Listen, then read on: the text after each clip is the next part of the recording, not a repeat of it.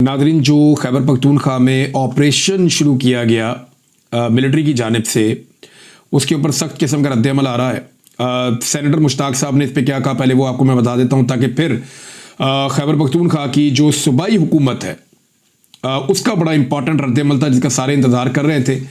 तो सेनेटर मुश्ताक का ये कहना है कि आज बाजोड़ में जो सरबकफ के नाम से 22वां मिलिट्री ऑपरेशन शुरू किया गया, इससे पहले 21 हो चुके हैं। ये अफसोसनाक है। इसकी मजम्मत उन्होंने की और उन्होंने कहा 3 दिन के लिए कर्फ्यू लगाना ये भी तकलीफदेह है और हुक्मरान बताएं कि 21 मिलिट्री ऑपरेशन क्यों नाकाम हुए। मैंने पिछले व्लॉग में कहा था ना कि जो माजी के मिलिट्री ऑपरेशन हैं उनके बारे में अभी तक किसी किस्म की कोई तहकीक सामने नहीं आई। हमें पता नहीं चला कि वो कामयाब हुए या नाकाम हुए, उनके बारे में कोई बातें नहीं बताई गई। तो ये नए ऑपरेशन जब कर लेते हैं पिछले ऑपरेशंस के बारे में कोई एहतसाब किए बगैर, तो पाकिस्तान तो इस तरह आगे ही नहीं बढ़ेगा। अब वहां पे लोगों का बड़ा सख्त रद्द-ए-अमल है। खैबर पख्तूनख्वा में वो ऑपरेशन के नाम से चिढ़ते हैं और इसमें क्या चीजें होने जा रही हैं ये मैं आपको बताता हूं, लेकिन पहले आप ये देखें कि मीडिया को जो सिक्योरिटी जराए हैं उन्होंने जो खबर जारी की थी वो क्या थी।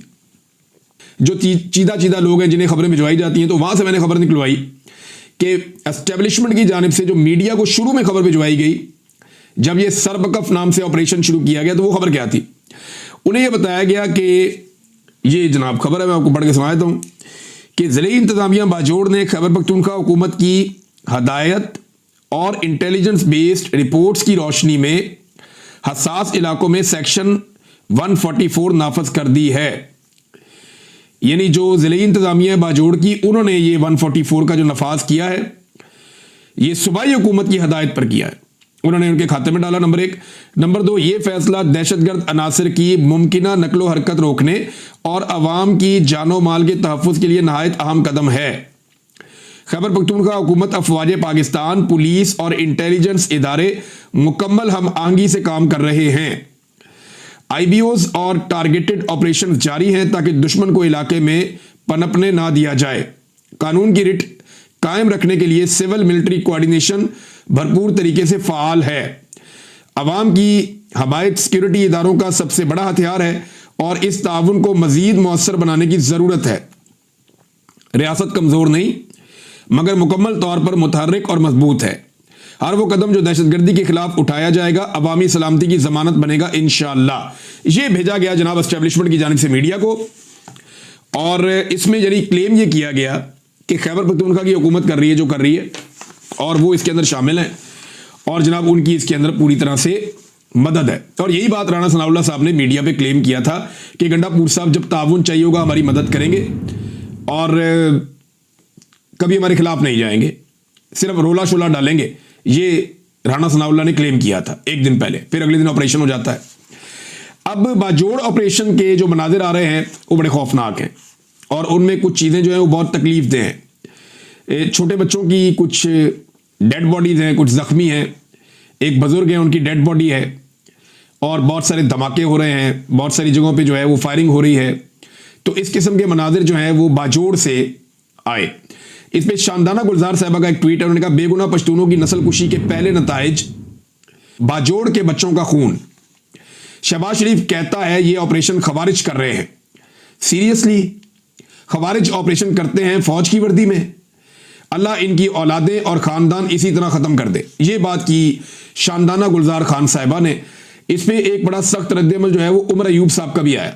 अभी मैं आपको बताने लगा जो बहुत इंपॉर्टेंट चीज़ है जो अली अमीन गंडापुर साहब ने की है और ये सबसे इंपॉर्टेंट फैक्टर अगर आज के दिन में है तो वो यही है।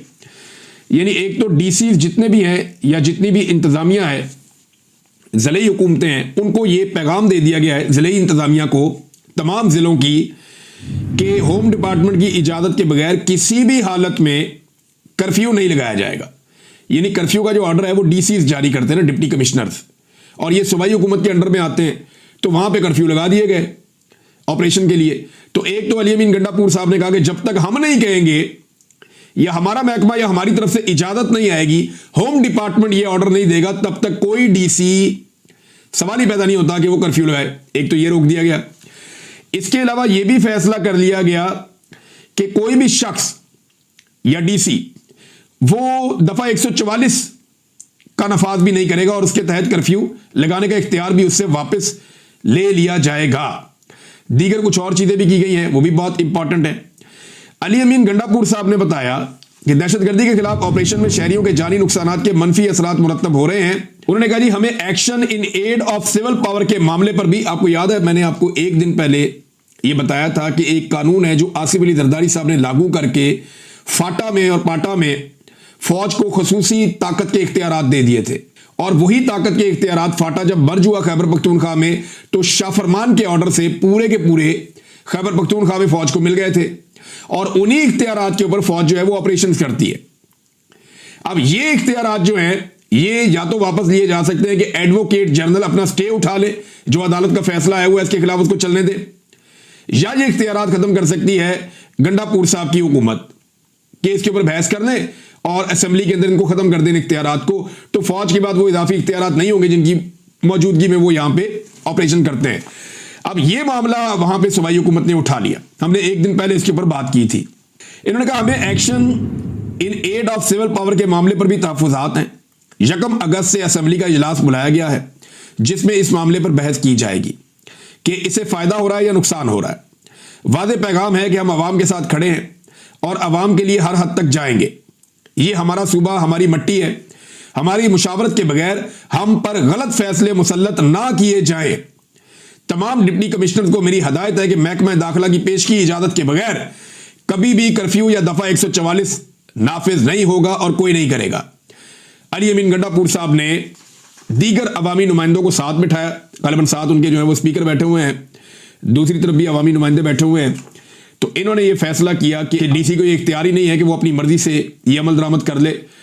तो अब अगर कर्फ्यू खत्म हो जाता है तो सिचुएशन बदल जाएगी। मुराद सईद साहब ने यहां पे एक ट्वीट किया, वो बड़ा इंपॉर्टेंट है, लेकिन पहले उमर अयूब साहब ने अंग्रेजी में ट्वीट किया है, मैं आपको उर्दू में ट्रांसलेट कर देता हूं। उन्होंने कहा जी साबिक फाटा के जब्तशुदा इजला में सिक्योरिटी फोर्सेज की फायरिंग से मासूम और कीमती जानों का ज़िया नफरत की शदीद लहर को हवा दे रहा है। यह परसों वादिय तीरा थी और कल बाजोड़ एजेंसी थी।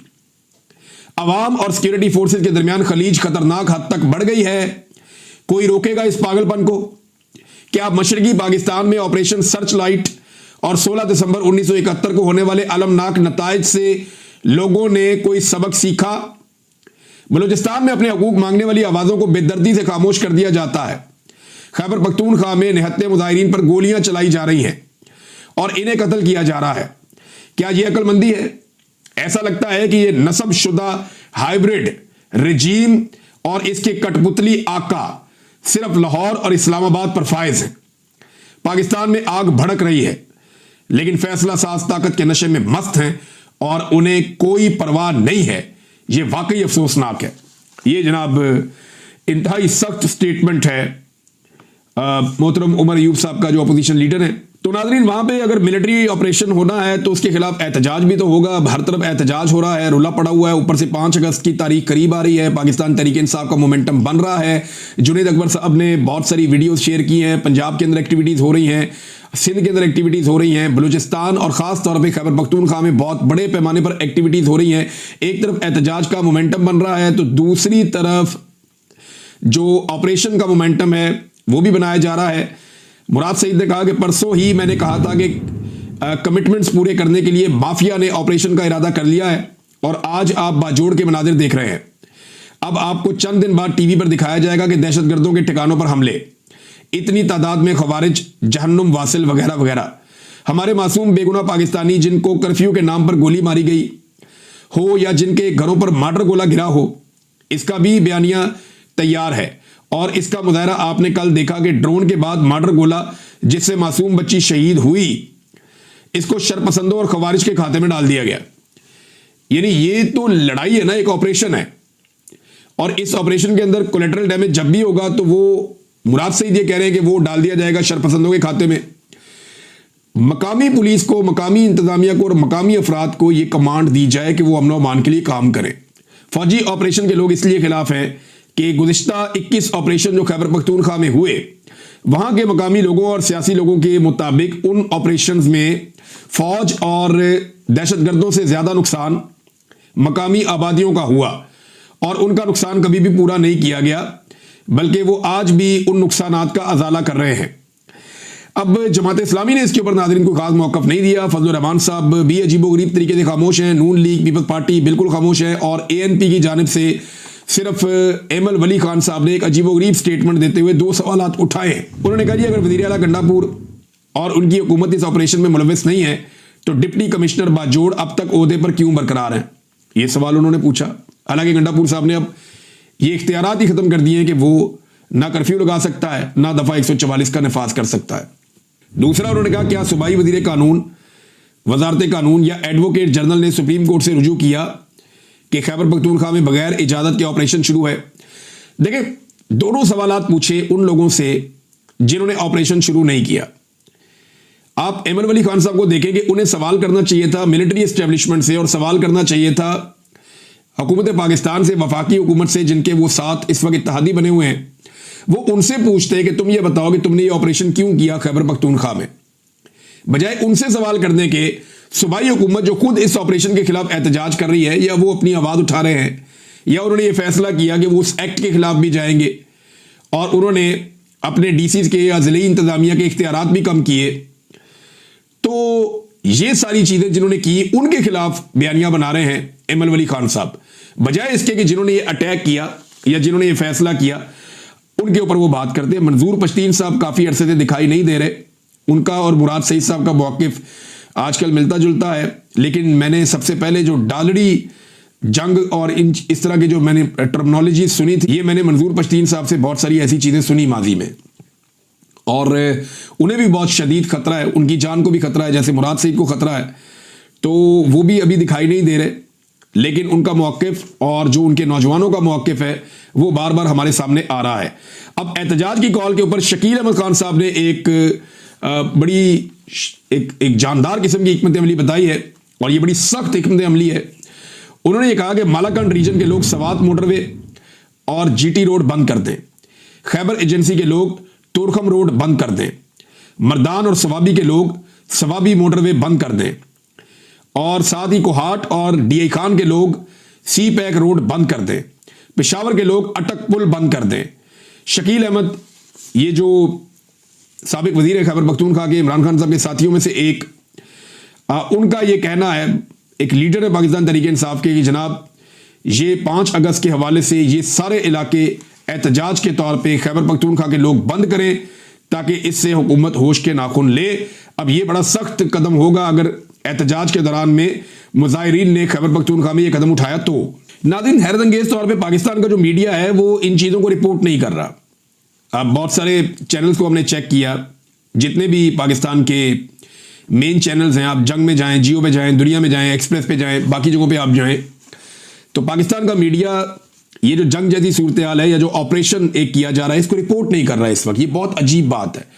इससे पहले जब भी कभी पाकिस्तान में ऑपरेशन शुरू होता है तो ऑपरेशन शुरू होने से पहले उसके बारे में बात की जाती है, उसकी फिजा बनाई जाती है, फिर ऑपरेशन किया जाता है। लेकिन पहली मरतबा ऐसा हो रहा है कि एक ऑपरेशन शुरू हो चुका, वो चल रहा है, उसको रिपोर्ट नहीं किया जा रहा मीडिया पे, और बहुत सारे सिविलियंस की जो शहादतें भी हो रही हैं, जख्मी भी हो रहे हैं, ये चीज़ें सोशल मीडिया के ऊपर रिपोर्ट हो रही हैं, और सोशल मीडिया पे भरमार है इस तरह के बयानात की। ज़्यादातर जो खैबर पख्तूनख्वा के लोग हैं उनकी जानिब से, बल्कि खैबर पख्तूनख्वा की अक्सरियत नहीं, तकरीबन सारा खैबर पख्तूनख्वा ये चाहता है कि खैबर पख्तूनख्वा में अमन आए, लेकिन साथ ही साथ वो ऑपरेशन से खाइफ हैं कि ऑपरेशन नहीं होना चाहिए। और साथ ही साथ एक धरने का भी ऐलान किया गया नजीबुल्लाह खान मामूद की जानिब से। उन्होंने आज सुबह 10 बजे तहसील मामूद के तमाम नौजवान, बूढ़े, बच्चे और ख़वातीन काले झंडों के साथ उमरी चौक पहुंचे। सलारजई, अतमान खेल, अरंग बरंग और चारमंग और नवागई के नौजवान सिविल कॉलोनी खार के सामने मेन रोड पर पहुंचे।